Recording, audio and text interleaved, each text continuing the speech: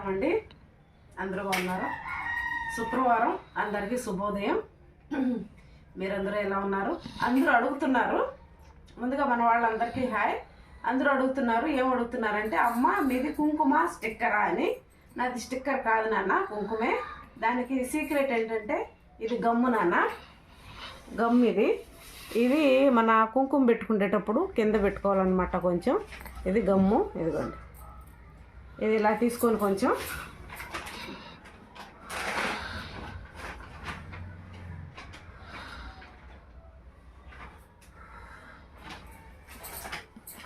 అలా గమ్ము పెట్టుకున్నాం కదా.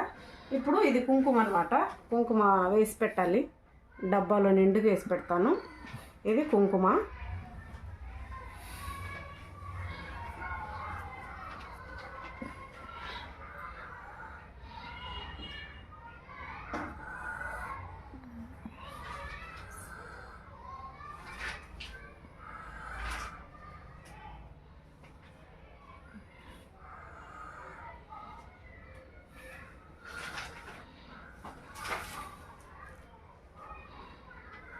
ఇప్పుడు మీ డౌట్ క్లియర్ అయిందా?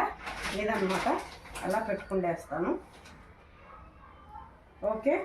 ఈ కుంకుమ అనేది స్టిక్కర్లు పెట్టుకోకూడదండి. స్టిక్కర్లు మంచిది కాదు అస్సలు. తలలో ఇప్పుడు పాపట్లో కుంకుమ ఎందుకు పెట్టుకుంటారంటే, అది వచ్చి ముఖం మీద కుంకుమ చెమట వేస్తే పోతుంది. తలలో కుంకుమ ఉంటుందని చెప్పని తలలో కూడా కుంకుమ పెట్టుకుంటారు. దానికి అర్థం ఏంటంటే, నేను చెప్పాను ఇంతకుముందు, అదనమాట. కుంకుమ బొట్టు పెట్టుకోండి అందరూ కూడా, కళ్ళగా ఉంటుంది. ప్లస్ మంచిది కూడా. ఇక్కడ సహస్రారం చక్రం ఉంటుంది, అది యాక్టివేట్ అవ్వడానికి మనం కుంకుమ పెడతామన్నమాట. ఓకేనా? ప్రతిదానికి సైన్స్ పరంగా, సైన్స్ కూడా అందని ఒక గొప్ప టెక్నాలజీ ఉంది మన హిందుత్వంలో. దాన్ని మీరు ఆచరించండి. ఓకేనా? ఇప్పుడు మీ డౌట్ తీరిపోయింది కదా. ఇది కుంకుమ బొట్టు. ఓకే.